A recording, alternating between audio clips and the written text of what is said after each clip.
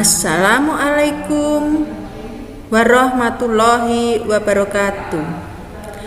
Anak-anak, kita ketemu lagi dalam pembelajaran bahasa Indonesia, yaitu tema 2, selalu berhemat energi, dan subtema 2, yaitu manfaat energi. Adapun pada pagi hari ini kita akan belajar yaitu tentang teks petunjuk. Namun sebelumnya kalian harus memahami apa isi tujuan dari teks petunjuk itu. Isi dari teks petunjuk yaitu arahan untuk melakukan sesuatu atau membuat sesuatu. Jadi ya, isinya yaitu arahan. Adapun tujuan dari teks petunjuk itu menjelaskan penggunaan atau pembuatan sesuatu. Adapun kalimat yang digunakan di dalam teks petunjuk yaitu kalimat perintah. Tentunya kalian sudah tahu bagaimana tanda baca untuk kalimat perintah ya, seperti ini. Seperti nomor angka 1, kemudian di bawahnya dikasih titik. Ini adalah tanda baca kalimat perintah. Namanya tanda seru. Adapun hal yang perlu diperhatikan di dalam membuat teks petunjuk yaitu yang pertama menggunakan kalimat perintah. Di sini ya. Kemudian yang kedua, cara atau petunjuk disajikan secara urut sesuai dengan aturan. Jadi harus harus ditulis secara urut dari langkah pertama sampai selesai. Jadi tidak boleh misalnya langkah pertama, kemudian langkah ketiga, maka itu tidak akan baik dan mungkin akan menimbulkan hal yang tidak baik juga. Yang ketiga, bahasa yang digunakan itu jelas dan mudah dipahami.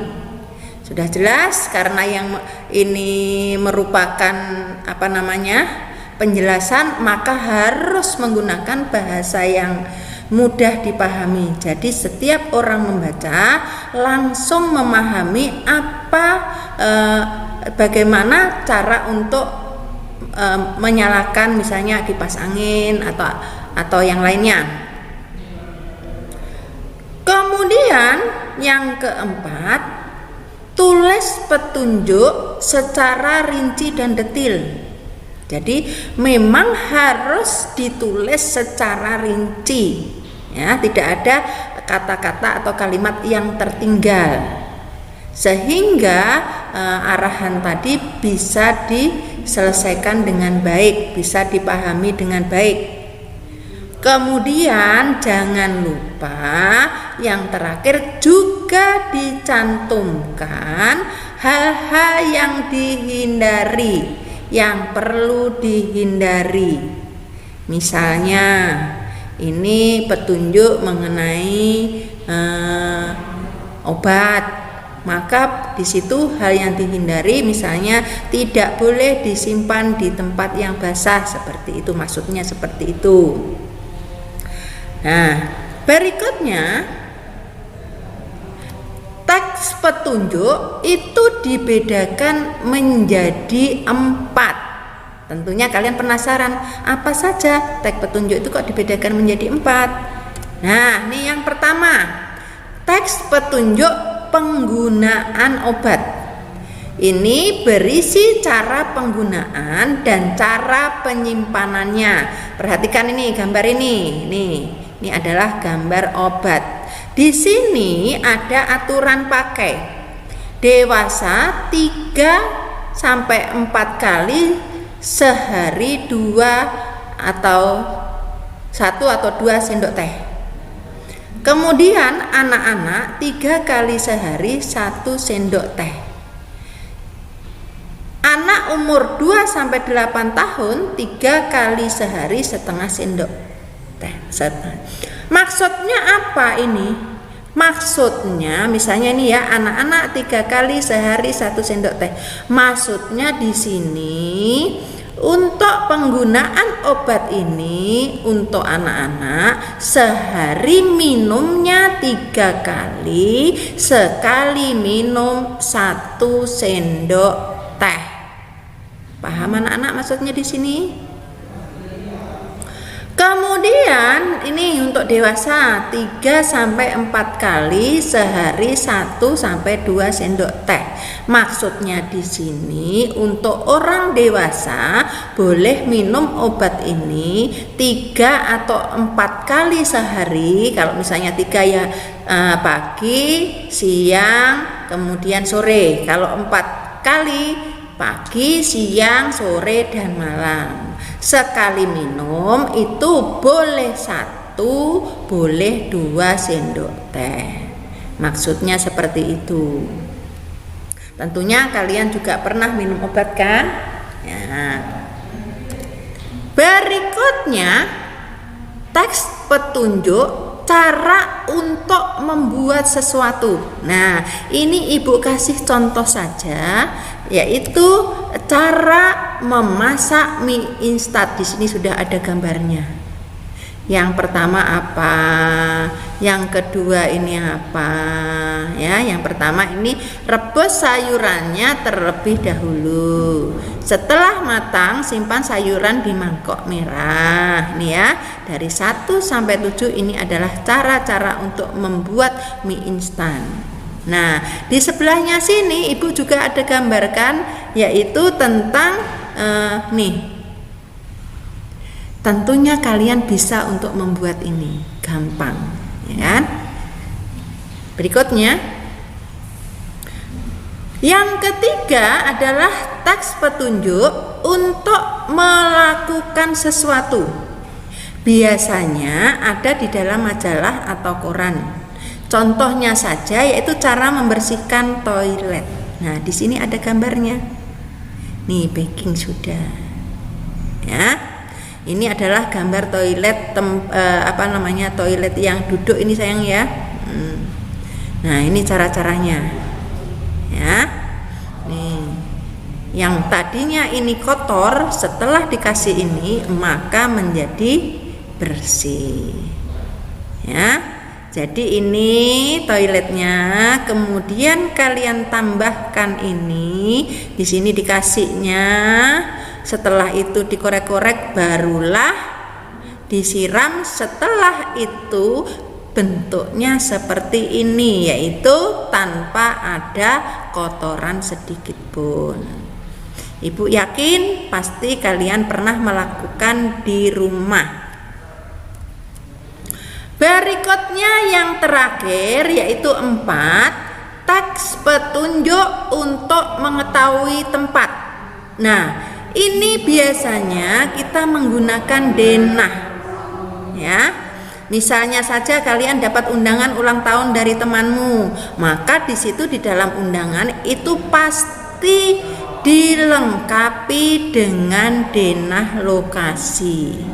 Nah, paham anak-anak? Misalnya seperti ini. Ini tempat acaranya. Terus rumahmu di mana? Nah, kalian akan mengikuti jalan-jalan yang sudah ditunjukkan ini. Paham anak-anak? Nah, berikutnya struktur teks petunjuk. Yang pertama itu adalah tujuan. Jadi petunjuk strukturnya apa saja, yaitu tujuan. Maksudnya teks petunjuk ini dibuat itu untuk apa? Yaitu tujuannya mengapa teks itu dibuat. Ini adalah struktur teks petunjuk. Yang pertama kita harus tahu akan tujuan teks petunjuk itu dibuat, yaitu mengapa dibuat, ya. Tentunya supaya orang bisa bisa membuatnya atau melakukannya. Kemudian nih, alat dan bahan ini harus lengkap. Alat dan bahannya apa? Jadi yang pertama tujuannya mengapa teks dibuat. Kemudian yang kedua adalah alat dan bahan ini harus ditulis secara detail. Jangan ada bahan yang tertinggal atau tidak ditulis. Yang ketiga adalah langkah-langkah atau langkah kerja secara urut. Seperti yang tadi itu cara membuat mie. Jadi langkah-langkahnya yang pertama apa, kedua apa, ketiga apa, dan seterusnya sampai memasak, sampai masak, ya. Yang keempat adalah penutup. Penutup ini biasanya merupakan kesimpulan atau ucapan selamat kepada pembaca, misalnya selamat menikmati. Tuh ya, ini harus kalian pahami kalau kalian disuruh untuk membuat struktur teks petunjuk. Nah, perhatikan di sini. Di sini ada cara membuat layang-layang. Perhatikan gambar. Nah, gambar cara membuat layang-layang nih. Yang pertama apa yang kita lakukan nih. Kemudian yang kedua ini dan yang ketiga ini serta yang keempat ini. Sekarang perhatikan ini. Nah, ini ya. Membuat layang-layang, bahan yang dibutuhkan.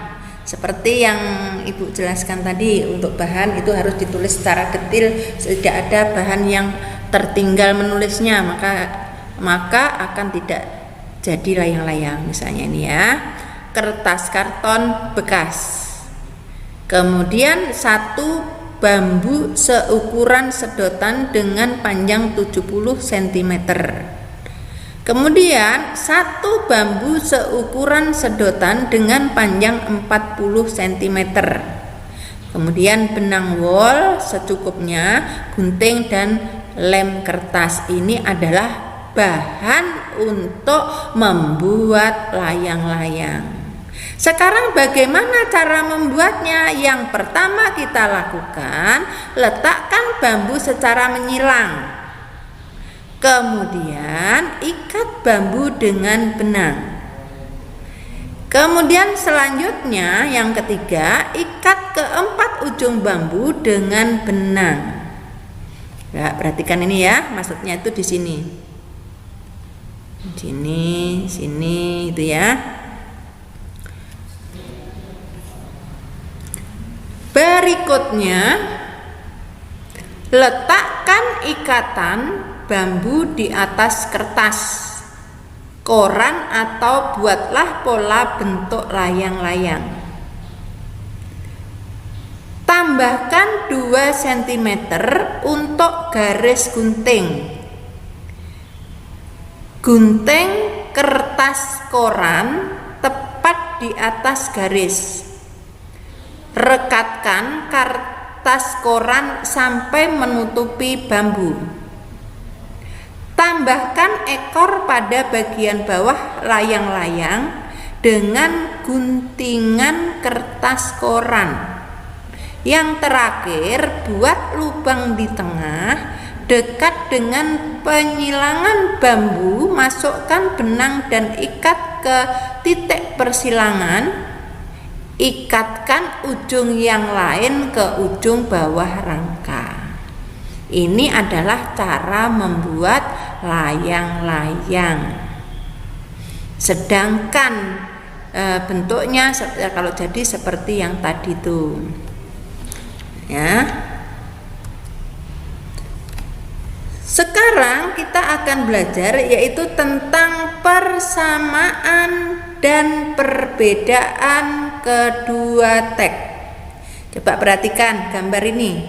Gambar ini tentu tidak asing lagi kalian melihatnya. Di rumah kalian, Ibu yakin pasti punya. Ini adalah namanya setrika. Sedangkan yang ini adalah apa namanya, anak-anak? Nah, pasti tahu, yaitu blender. Dua teks dapat memiliki kesamaan tema atau informasi. Untuk dapat membandingkan dan mencari kesamaan teks dapat dilakukan dengan cara membaca kedua teks tersebut secara keseluruhan. Jadi kalau ingin mencari persamaan atau perbedaan dari suatu teks, kalian harus membacanya secara keseluruhan, tidak boleh dibaca separuh saja. Jadi keseluruhan harus dibaca dan dipahami sehingga kalian bisa mencari persamaan dan perbedaan kedua teks tersebut. Sekarang perhatikan di sini. Ini apa anak-anak gambarnya? Ini adalah setelika. Petunjuk penggunaan setelika. Yang pertama, colokkan kabel setelika ke stop kontak. Yang kedua, atur panas sesuai kebutuhan. Yang ketiga, setelah panas, setelika pakaian sampai rapi. Dan yang keempat, setelah selesai, atur panas setelika ke awal, ya. Harus dikembalikan ke 0 lagi dan cabut kabel setelika dari stop kontak. Berikutnya, ini tadi apa gambarnya apa ini anak-anak? Gambar blender, ya. Petunjuk penggunaan blender. Pasang kabel ke dalam stop kontak. Masukkan bahan yang ingin di blender ke dalam wadah blender. Ketiga, letakkan wadah blender ke dalam kaki blender. Nih maksudnya di sini. Dipasang di sini. Hidupkan blender dengan menekan tombol sesuai dengan kecepatan. Maksudnya kalau cepat berarti harus banyak, yaitu misalnya angka 4, angka 3 gitu ya, maksudnya di situ. Yang kelima, setelah bahan halus, matikan blender. Dan keenam, tuangkan hasil blender ke dalam wadah. Yang ketujuh, cabut kabel dari stop kontak. Nah, sekarang apa persamaan dan perbedaan antara setelika dengan blender ini? Perhatikan di sini.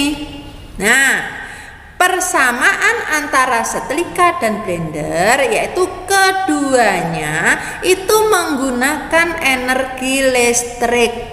Blender menggunakan energi listrik dan setelika juga menggunakan energi listrik.